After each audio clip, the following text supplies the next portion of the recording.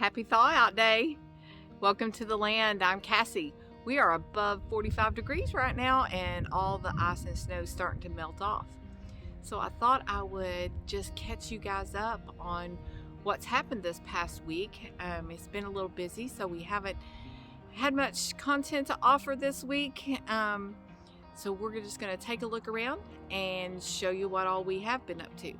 Well, first we're going to let these guys out for a little bit. They've been cooped up, and as you can see, they don't like being cooped up too much.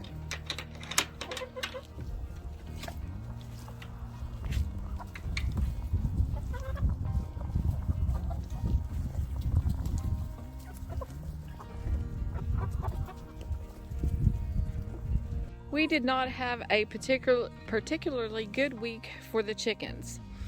We did lose 2 of our small chickens to hawks. We have a pretty big hawk population here, and we have lost one before to the hawks. Typically, the chickens are pretty good about hiding if they hear the hawks in the neighborhood. Every once in a while, when we hear them, if we come out, the hawks will go away and we don't have to worry about it. That particular day, I didn't hear anything. It was later in the day, and typically they're here in the mornings. So I'm pretty sure they were pretty hungry because they did get one of them with my husband outside and close by. So unfortunately, that's what happens. I mean, there's not a whole lot we can do about the hawks. Aside from just leaving the chickens cooped up, and that stresses them out. They don't like being cooped up, and I'm not going to do that to them. So if you guys have a solution or any ideas for that, you can definitely let me know. But I'm not agreeable to leaving them cooped up. They don't like it at all, and they're very happy chickens whenever they get to free range. They typically stay pretty close to their coop and the house and where we're at. They don't typically go away where we can't see them during the day. So, you know, it's just something that happens. And yeah, like I said, if you got any suggestions, love to hear it. Another thing with the chickens we figured out this week, this little guy right here, we believe is a rooster. We believe that we have 2 of them. 2 of our baby chickens we're pretty sure that they're going to be roosters. So we lost 2 to the hawks, and we're going to lose 2 to being roosters. We'll keep them for another few weeks. And then they'll have to go away. I'm not a rooster fan. So we'll do something with them. And this little guy right here, we think he possibly could be a rooster too, or he was mixed up in the batch we bought. He was supposed to be a barred rock, and he sure does not look like one. So all in all, not a particularly good week for chickens. You know, it is what it is when you're on a homestead or farming or anything like that. The cycle of life, it is what it is. So the day before the ice storm, we come to the conclusion that I could have lost my mind, and I'll show you why. This was delivered the day before the ice storm hit. The truck driver that delivered it all, he pretty much thought I was crazy. And I'll tell you now, I asked my husband prior to doing this. This is 9 pallets of organic compost. So in last year, when we ordered our compost, we had it delivered in a dump truck. We moved it with the tractor, wheelbarrows. We did, just put it on all the garden spots. Well, so when I went to order the compost this year, I ordered it, I had it up ordering it online. I had ordered from a couple different places last year, and 2 different kinds of compost, or 2 different places, just to see what was good, what we liked, to see where I wanted to keep ordering from. So I had picked the place and the compost I wanted and was going to put in the order, and I kept looking at it thinking, man, that's expensive. Why is it so expensive? Well,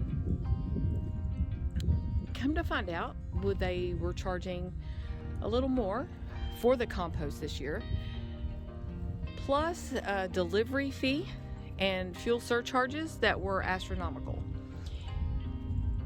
So by the time you added it up and went on Lowe's website, ordered the same equivalent of what we were going to have delivered in a dump truck, this was about $600 cheaper. So prior to doing it this way, I asked my husband, do you want to open up 540 bags of mulch, or do you want me to spend the extra money and just have it delivered bulk? And he said, I have a pocket knife. So here we go. So as soon as everything dries up, thaws out and dries up, this is what we're going to be doing. Does that look familiar? Yep, a busted pipe. We were pretty lucky. That busted pipe was just the water supply to the garden, or one of the gardens. And everything that you've seen so far might seem a little negative, but it's not. It's all how you look at it. It's how our week went. Some weeks are like that. They just don't go all that great, but that's okay. We just keep on going. A quick update on the seeds we started last week. This is day 6. I did start a few more than what we did on the video last week. So let me show you what all we got coming up. I'm very excited to say in this tray right here, we have the ground cherries and those cucamelons that I haven't been able to grow all coming up. So very exciting. And we also have some rhubarb coming up. No artichoke yet. We got some cauliflower and one lone little broccoli plant. And then we do have some of them, the huckleberries coming up. And then the kohlrabi coming up. We have some cabbage, just one lone little cabbage plant so far, so we shall see. And then this is the tomatillos and the eggplant, so maybe we'll get some of that. And very exciting this year, we have lots of tomato and pepper plants already coming up, so very excited for that. And you'll notice we have a few little bottles started here.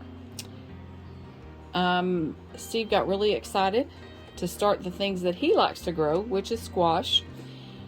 So he made himself some own little starting trays out of Dr. Pepper's. So these are the kind of things we get, inventions we come up with when your husband is usually very active and never stays in the house, and he snowed in for 2 days. So he found the recyclables and has recycled them. They're now planters, and he has got all kinds of squash planted because he really loves squash and is afraid we won't have enough. And even though the chickens had to stay cooped up for a couple of days, they were still laying some eggs, and in the wintertime. So it's been really nice. They just keep giving us anywhere from 6 to 9 eggs a day. Well, thanks for checking in with us today. I hope you enjoyed kind of our wrap up of what all went on this week. If so, please like, share, and subscribe the video. And as always, if you got an idea, let's just do it.